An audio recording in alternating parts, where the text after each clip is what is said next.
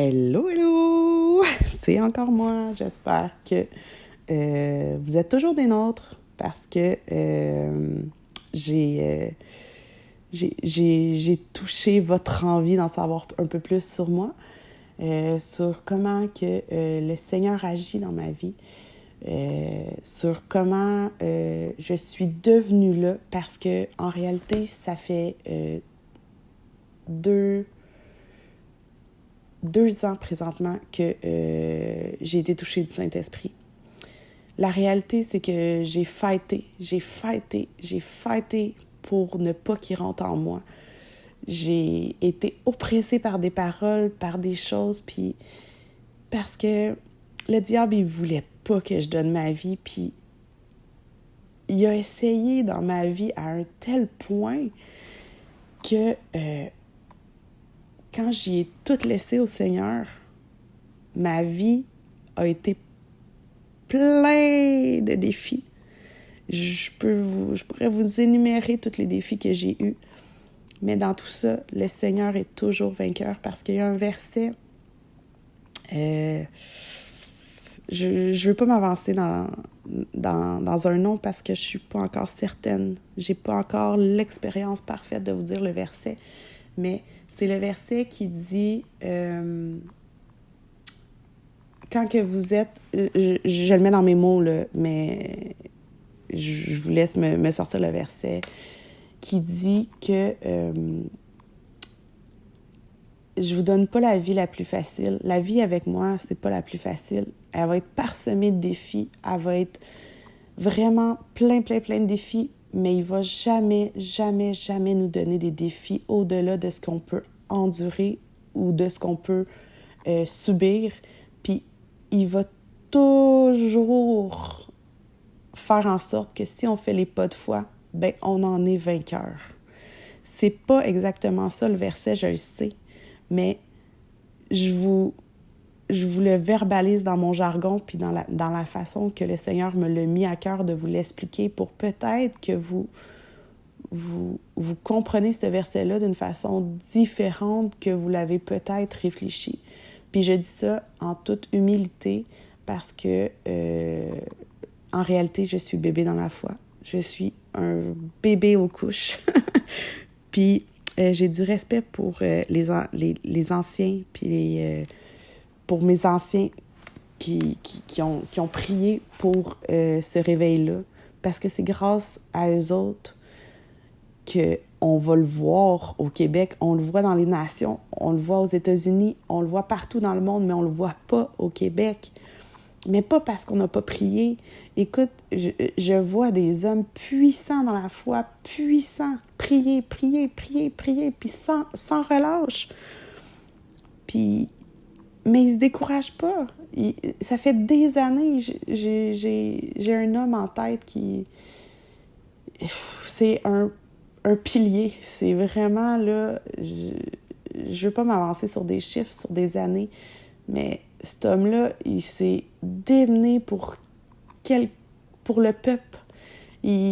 Jusqu'à temps qu'il sente que son fils était prêt. Puis petit à petit, il l'a laissé parce qu'il était guidé du Saint-Esprit. Puis petit à petit, leur ministère grandit incroyablement bien. J'aime croire que leur ministère va exploser parce que son père a prié, parce que lui a prié, parce que ses enfants vont prier, parce que c'est de génération en génération. Puis si les gens font pas les pas de foi qu'il faut, ben on les perd, puis on perd du temps, puis on perd. Puis c'est pour ça l'importance que je vous donne de pouvoir partager avec nous, qu'on puisse échanger parce que j'ai besoin de vous pour grandir. Comme je vous ai dit, j'ai pas le temps de m'asseoir dans la Bible à tous les jours, mais j'ai la conviction qu'il vous utilise pour me faire grandir. Quand il me dit « Assis-toi, lis la Bible, je vais le faire », la réalité, c'est que j'ai commencé au mois de mai J'ai tout le temps voulu lire la Bible en 1 an, puis plein de monde me disait, je l'ai lu une fois, je l'ai lu 2 fois en 1 an, j'ai pas assimilé tout, mais je recommence, puis il me montre d'autres choses. Puis j'ai comme, Colin, pourquoi je suis pas capable? Pourquoi je suis pas capable? J'ai un emploi, j'ai des enfants, j'avais 1001 excuses. Mais la réalité, c'est que j'y allais pas avec mon cœur, parce que quand mon cœur est là, ben la réalité, c'est qu'il dresse toutes les montagnes. Il te fait sentir surhumaine. Il pourvoit à ton énergie. Hey, j'ai passé des nuits blanches, là. Je vous compte même pas le nombre de fois que j'ai passé des nuits blanches. Puis, hey, le lendemain, là, quand mes enfants se réveillaient, là, je les accueillais avec le sourire, avec une paix surnaturelle que jamais j'aurais pensé. Pourquoi? Parce que j'ai obéi. J'ai obéi la nuit. Il m'a demandé de me lever, de prier. Je l'ai fait. Mais il a pourvu à mon énergie. Mais quand il me dit « va te coucher » puis il est 8 heures, « couche tes enfants, va te coucher », j'obéis. Si je m'endors pas tout de suite, ben j'y demande pourquoi. Des fois, il me dit « ben essaie ça ». J'essaie, ça marche pas. J'ai dit « Seigneur, est-ce que tu veux que je me lève? Est-ce que tu veux que j'aille dans mon lieu secret? » S'il me dit oui, je réfléchis pas puis je le fais.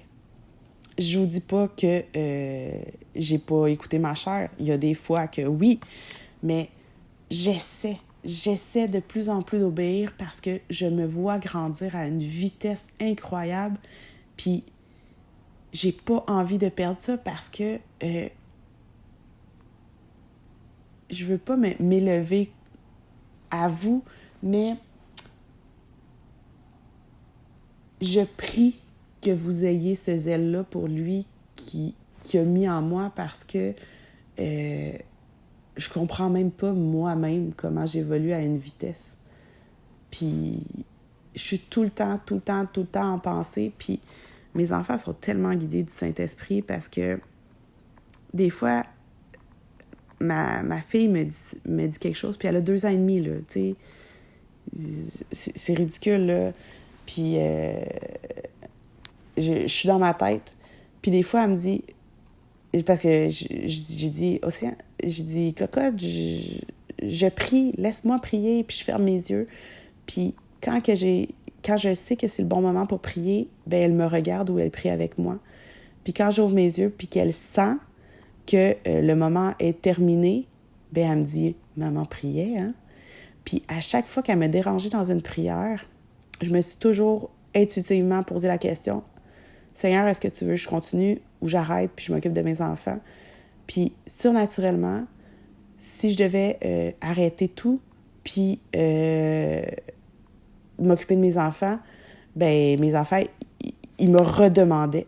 Mais si je devais continuer ma prière, ben ils retournaient puis ils allaient s'occuper. Puis tout ça est surnaturel puis je vous le souhaite tellement. Mais ça, c'est pas sans compromis.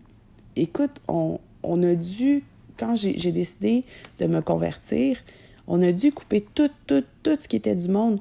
Pas à 100% parce que les enfants ont besoin d'avoir un pied dans le monde pour qu'on aille à leur expliquer, ben telle personne agit comme ça parce que telle chose. Faut pas sous-estimer l'âge des enfants. Moi, je suis éducatrice depuis 14 ans.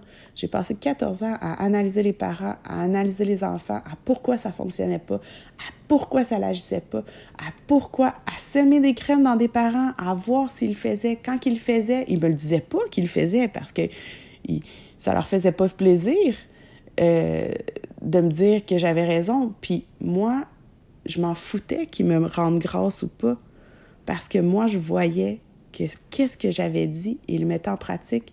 Puis rendu là, c'est tout ce qui comptait parce qu'on vit dans un monde qu'on rend pas mérite à celui qui sème les graines. Puis j'espère être capable d'honorer chaque personne qui a semé en moi, chaque personne qui me fait grandir parce que c'est important, parce qu'on le vit pas dans le monde. Fait qu'il faut le vivre dans le surnaturel pour pouvoir toucher les gens. Puis je le répète, c'est grâce à vous que je suis là. J'ai aucun mérite. C'est grâce à vous, comme grâce à ce que j'ai fait grandir des familles. Sur ce, on arrête. On est proche de 10 minutes. Au prochain épisode. Bye bye.